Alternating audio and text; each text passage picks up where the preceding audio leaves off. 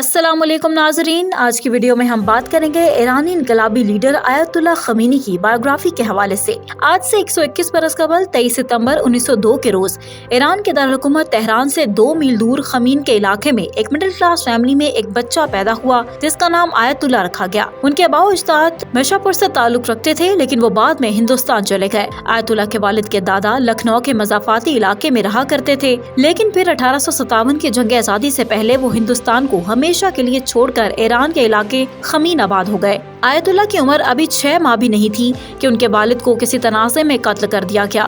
تب ان کی پرورش اور تربیت کی ذمہ داری ننھیال نے اٹھا لی۔ انہیں دینی تعلیم دلوانے کی غرض سے مدرسے میں داخل کروایا گیا۔ پھر کچھ عرصے بعد وہ اپنے استاد کے مشورے سے قم آ گئے۔ وہ اپنی تعلیم کا سلسلہ جاری رکھتے رہے۔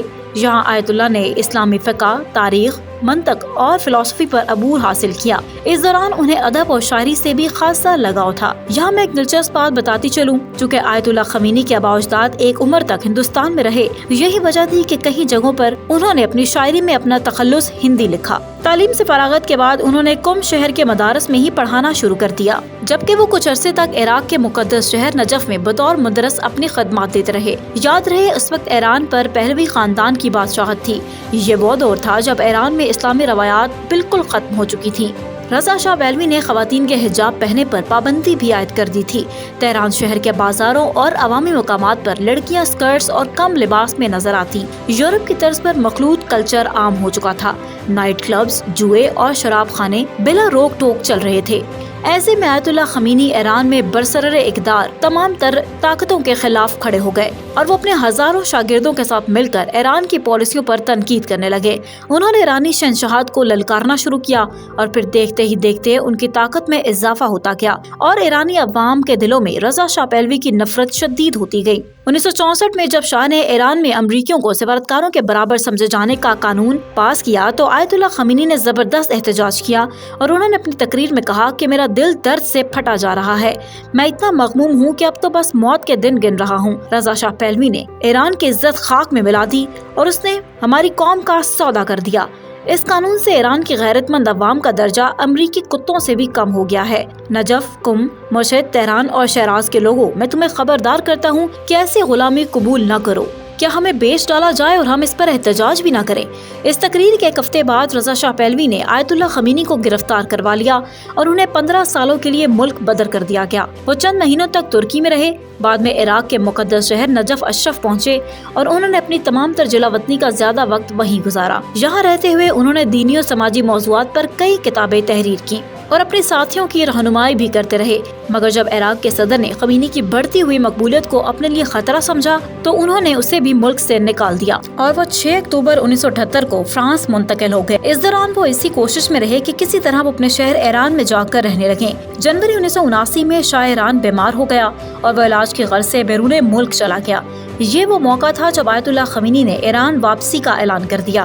ان کے اعلان کی دیر تھی کہ ان کے چاہنے والوں میں خوشی کی لہر دوڑ گئی۔ شہر شہر ان کے استقبال کی تیاریاں ہونے لگیں۔ اس دور کے عالمی میڈیا نے یہ سرخیاں لگائیں کہ خمینی کی آمد سے پہلے ہی شاہ بھاگ گیا۔ خمینی نے واپسی سے قبل امریکہ کو وارننگ دیتے ہوئے کہا کہ امریکہ ایران کی عبوری حکومت کی حمایت کرنا بند کرے اور ہمارے اندرونی معاملات میں مداخلت نہ کرے تو بہتر ہوگا۔ اس موقع پر امریکہ کی ایک حکومتی شخصیت نے اپنے انٹرویو میں کہا کہ اب ایران کی زیادہ تر عوام آیت اللہ خمینی کے ساتھ ہے، لہٰذا ان کے بغیر ایران کے کسی مسئلے کا حل ناممکن ہے۔ 1 فروری 1979 کے روز جب خمینی نے کئی برس بعد ایران کی سرزمین پر قدم رکھا تو ایئرپورٹ پر لاکھوں ایرانی ان کے استقبال کے لیے موجود تھے۔ ایران میں پہلوی خاندان کی بادشاہت کا خاتمہ ہوا اور ایران کے اسلامی انقلاب کے بانی آیت اللہ خمینی ایران کے پہلے سپریم لیڈر بن گئے۔ تب آیت اللہ خمینی نے لا شیعہ ولا سنیہ اسلامیہ اسلامیہ کا نعرہ لگا دیا۔ جہاں دنیا بھر میں اس کے انقلاب کو ویلکم کیا گیا تو وہیں ان کی مخالفت میں بھی آوازیں اٹھتی رہیں اور پھر ہم سب نے دیکھا کہ کس طرح شیعہ سنی کی بنیاد پر امت تقسیم ہو گئی۔ آیت اللہ خمینی نے درجنوں کتابیں تحریر کی۔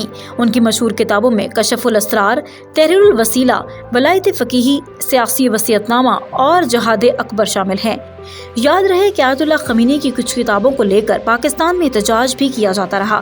90 کی دہائی میں جب مولانا نیازی نواز شریف کی کابینہ میں وزیر مذہبی امور تھے تو نیازی صاحب نے پاکستان میں فرقہ واریت کے خاتمے کے لیے شیعہ سنی اکابرین کو ایک ٹیبل پر بٹھایا اور کئی سفارشات حکومت کو بھجوائیں۔ इन सिफारिशात में खमीनी की कई किताबों पर पाबंदी लगाने का मुतालबा भी किया गया था। जहाँ दुनिया भर में आयतुल्ला खमीनी के लाखों फैंस हैं, वहीं उनके मुखालिफिन की भी बड़ी तादाद है। आपने अक्सर सऊदीया ईरान प्रॉक्सी वॉर का लफ्ज टीवी चैनल्स पर सुना होगा। गुज़िश्ता कुछ दहाइयों से सऊदी ईरान कशीदगी जारी थी। 1979 में जब खमीनी की क़यादत में इनकलाब के बाद शाही दौर खत्म हुआ और इस्लामी जमहूरियत ईरान का ऐलान कर दिया गया, तो सऊदी हुकूमत ने बज़ाहिर इस नई हुकूमत को तस्लीम कर लिया। तब आयतुल्ला खमीनी ने सऊदी अरब से ये मुतालबा किया कि खाना काबा के अमूर पर दीगर ममालिक को भी बोलने का हक होना चाहिए। और फिर ईरानी हुज्जाज की तरफ से हज बैतुल्लाह के मौका पर मस्जिद हराम में मुजाहरे भी किए जाने लगे। जब सऊदी फोर्सेज ने ईरानी हज ज़ायरीन को रोकने के लिए ताकत का इस्तेमाल किया और फायरिंग से कई ईरानी हुज्जाज भी मारे गए, तो फसादात में तेजी आने लगी। इस ऑपरेशन के बाद सऊदी अरब ने ईरान के साथ अपने सिफारती ताल्लुकात मुनक़ता कर दिए। ये वो दौर था जब ईरान इराक जंग जारी थी और सऊदी अरब ने इराकी सदर सद्दाम हुसैन की भरपूर हिमायत की। इस जंग में 5 लाख लोग मारे गए। आज की बात करें तो यमन के बागियों का मामला हो, लबनान में हस्बुल्लाह का किरदार या फिर शाम में बशार अल असद की हुकूमत, हर मामले पर ईरान और सऊदी अरब एक दूसरे की मुखालिफत करते रहे। लेकिन अहम बात यह है कि दोनों मुल्कों में अब तक कोई जंग नहीं हुई। ईरान और सऊदी अरब हमेशा से दूसरे मुल्कों में अपनी प्रॉक्सी जंग लड़ते रहते हैं। ईरानी सुप्रीम लीडर आयतुल्ला खमीनी 3 जून 1989 को कैंसर की वजह से इंतकाल कर गए। उनकी नमाज जनाजा में लाखों लोगों ने शिरकत की और उन्हें तेहरान के करीब आसूदा खाक कर दिया गया।